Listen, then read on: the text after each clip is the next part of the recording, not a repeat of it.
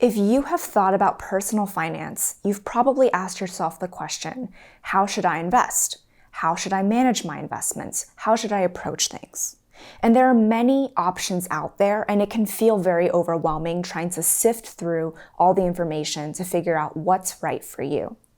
In this video, I will talk about a basic spectrum of what those options are to help you think through the questions of what's the right option for your situation. The first one we'll start out with is the outsource version of managing investments, which is hiring a financial advisor or professional who will handle all these details on your behalf. In this option, what you're doing is you are finding a professional who is going to work with you with your situation to determine, based on all of the details of what your needs are, your goals in the future, your current income and expenses, the right way to set up your investments to suit your goals. Now, the advantage, of course, of this option is that it's fully convenient for you. It's not something where you need to take on the burden of worrying about those details yourself. There's someone else that you're hiring and outsourcing that work too. You should consider this if you simply know about yourself that you don't have the time or the interest to dig into understanding the world of personal finance, learning about investments, the difference between stocks and bonds, asset allocation, balancing your portfolio, and handling all of those logistics. If that sounds extremely unappealing or just something that you know that you won't spend time doing well, it can be worthwhile to find an advisor or a professional who can help you to do those things instead. Some watch-outs, though, to consider here are that it can be very challenging to find a high-quality, reliable advisor who will stand right by you. Unfortunately, in the financial industry, there are many quality advisors out there, but there are also many essentially salespeople posing as advisors. The financial industry contains a lot of confusing products, sometimes specifically designed that way on purpose to take advantage of the fact that there are people who simply won't take the time to understand what they mean. And so instead, you have advisors or salespeople who will make money by selling you products that are not as effective for your needs or well suited for your goals, but something that they can make a high commission off of.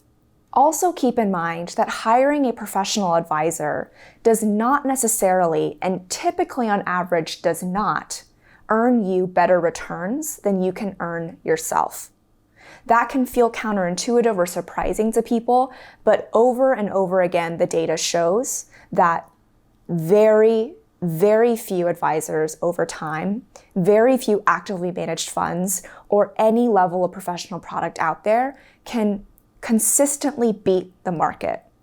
If you want to go the path of hiring a financial advisor, it's important to do your due diligence of understanding who it is that you're hiring, how they are being paid for their services, if it's whether through a mixture of fees that you pay them or some commissions that they earn from other products, understanding fully that incentive structure, comparing across different advisors, getting recommendations from friends and family, and fully knowing what you are walking into to trust that you are hiring a high-quality professional who will truly meet your needs.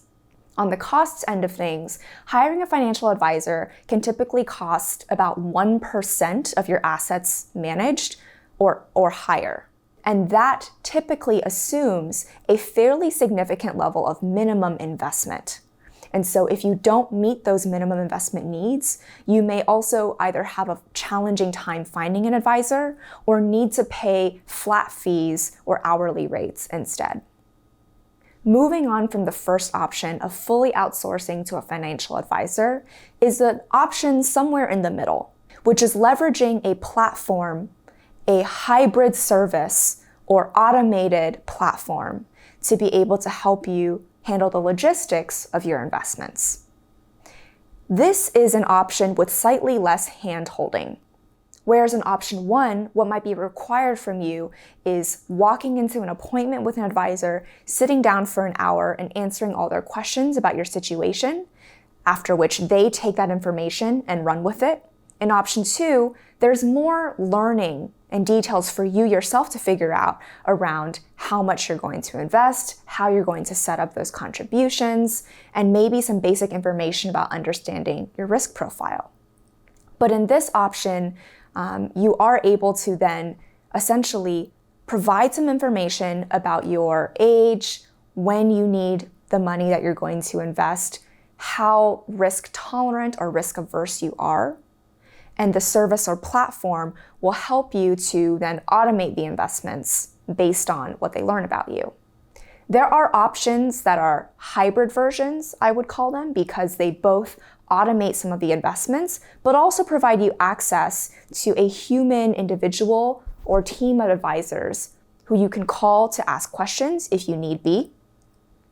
But on the cheaper end, there are also options without that access that are fully, simply automated investment vehicles.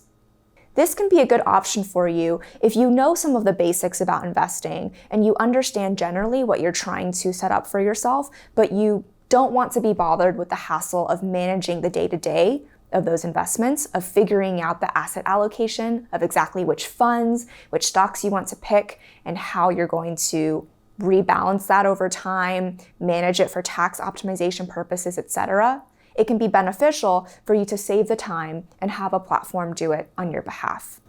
Typically then, these platforms will charge anywhere between 0.3% up to 0.9% of your investments, depending on where in the spectrum you are between fully automated and a hybrid service where you also have access to professionals. Some examples of hybrid and automated investing platforms include Betterment, Wealthfront, Vanguard Digital Advisor, and those can be some good starting points for researching and comparing the differences between what's out there. The final option we'll talk about is the fully DIY or do-it-yourself version of managing investments.